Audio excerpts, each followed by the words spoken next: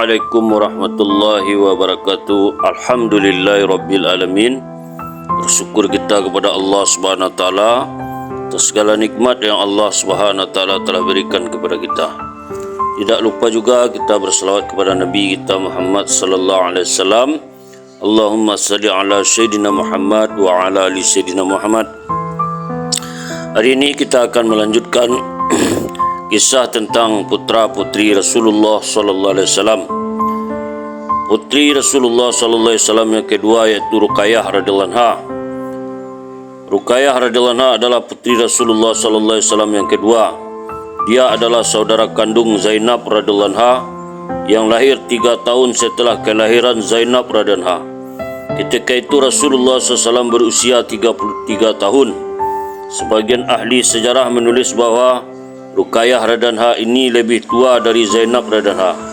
Tetapi pernyataan ini tidak benar. Yang benar adalah Ruqayyah radhiyallahu anha ini adik Zainab radhiyallahu anha. Ruqayyah radhiyallahu anha telah menikah dengan Utbah bin Abu Lahab, saudara sepupunya.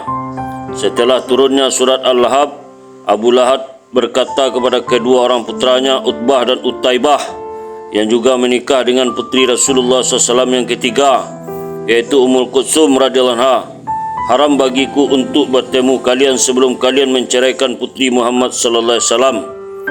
Karena diancam oleh ayahnya, akhirnya mereka menceraikan istrinya masing-masing. Mereka menikah ketika masih anak-anak dan mereka belum sempat berkumpul sampai mereka bercerai. Ketika pembebasan kota Makkah, bekas suami Ruqayyah radhiyallahu anha yaitu Utbah memeluk agama Islam. Tetapi dia sudah menceraikan istrinya terlebih dahulu. Ketika Utbah radhiyallahu anhu memeluk Islam, Ruqayyah radhiyallahu anha sudah menikah dengan Utsman bin Affan radhiyallahu anhu. Bahkan Utsman radhiyallahu anhu dan Ruqayyah radhiyallahu anha sudah pernah berhijrah ke Habasah seperti yang telah dikisahkan terdahulu.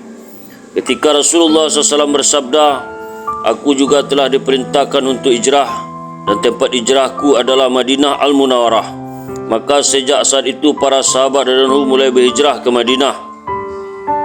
Demikian juga Utsman radhiyallahu anhu dan Ruqayyah radhiyallahu anha. Mereka telah tiba di Madinah sebelum Rasulullah SAW tiba.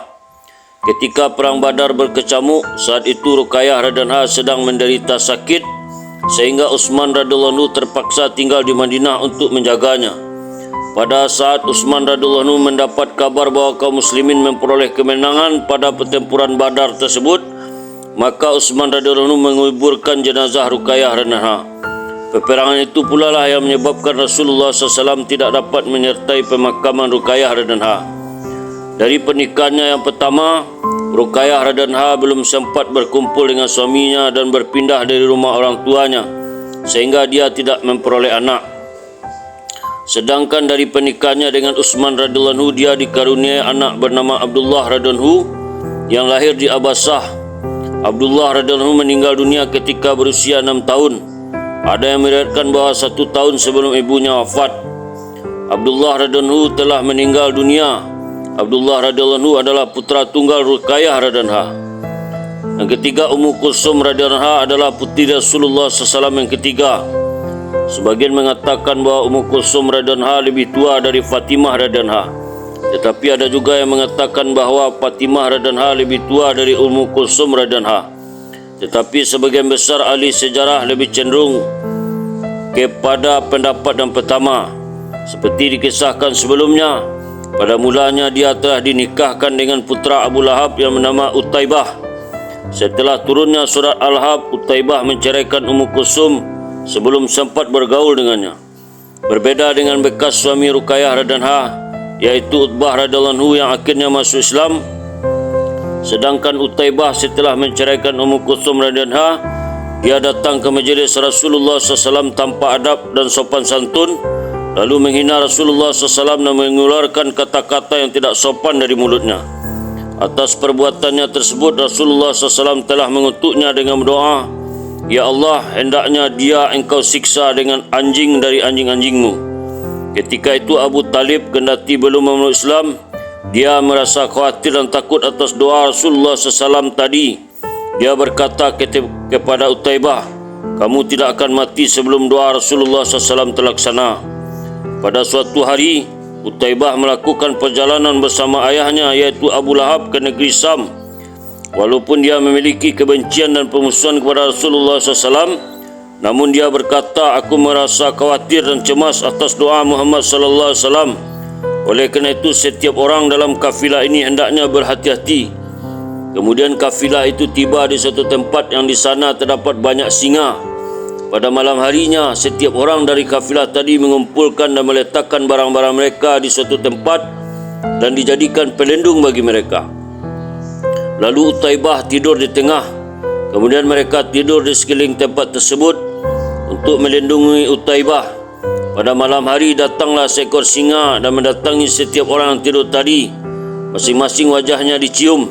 Setelah itu dia menemukan Utaibah di sana. Kemudian singa itu menerkam dan memisahkan kepala Utaibah dari badannya.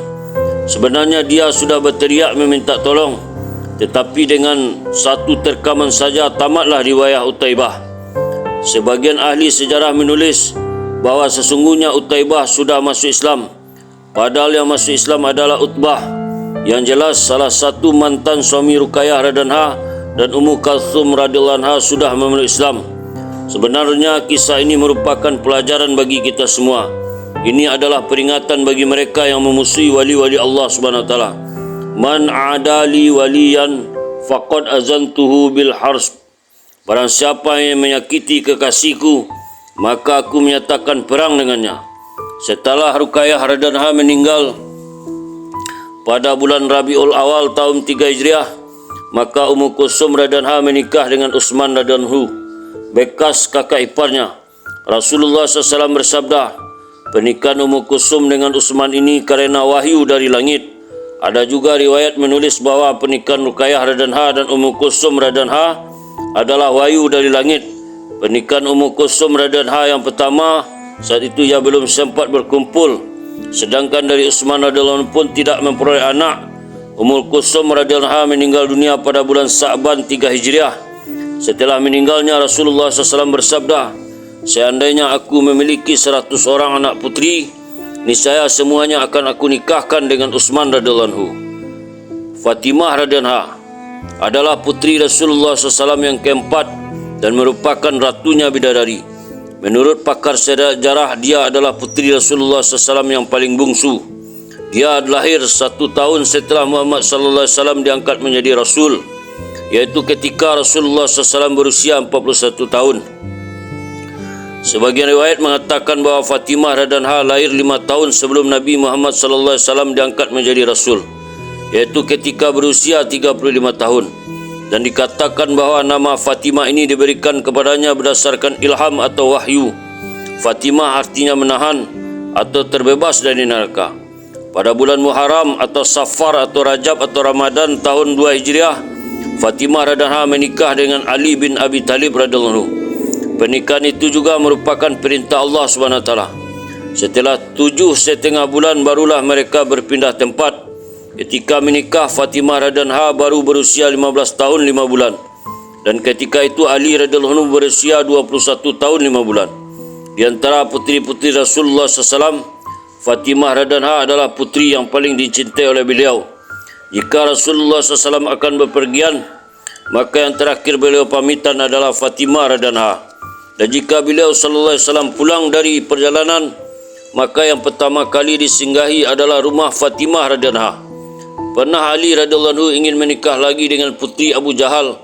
Hal ini membuat Fatimah radhiyallahu anha bersedih. Setelah Rasulullah SAW mendengar berita ini, maka beliau SAW bersabda, Fatimah adalah bagian dari tubuhku. Barang siapa yang menyusahkannya, berarti dia telah menyusahkan aku. Mendengar sabda Rasulullah SAW itu, maka Ali radhiyallahu anhu tidak pernah menikah lagi ketika Fatimah radhiyallahu anha masih hidup. Baru setelah Fatimah radhiyallahu anha meninggal, Ali bin Abi Talib radhiyallahu anhu menikah dengan keponakannya, yaitu Umamah radhiyallahu anhu. 6 bulan setelah Rasulullah SAW wafat, Fatimah radhiyallahu anha sakit. Dia berkata kepada pembantunya, aku ingin mandi, siapkanlah air. Kemudian dia pun mandi, dia mengganti pakaian dengan yang baru. Lalu dia berkata, letakkan kasur di tengah-tengah rumah. Setelah itu dia berbaring di atas kasur tadi dengan menghadap kiblat. Tangan kanannya diletakkan di pelepisnya. Dia berkata, Sudah, sekarang aku akan meninggalkan dunia. Setelah berkata demikian, maka wafatlah putri Nabi SAW ini. Fatimah radhiyallahu anha memiliki 6 orang putri dan 3 orang putra. Setelah 2 tahun menikah dengan Ali radhiyallahu anhu, maka lahirlah putra yang pertama, iaitu Hasan radhiyallahu anhu. Setahun kemudian, tepatnya pada tahun 4 Hijriah, lahirlah putra yang kedua, iaitu Husain radhiyallahu anhu. Setelah itu barulah Hasan lahir, tetapi Hasan meninggal ketika masih kecil. Putri-putri Fatimah radhiyallahu anha adalah Ruqayyah radhiyallahu anha yang meninggal ketika masih balita, Ummu Kulsum radhiyallahu anha yang kemudian menikah dengan Umar bin Khattab radhiyallahu anhu dan dikaruniai anak bernama Zaid radhiyallahu anhu.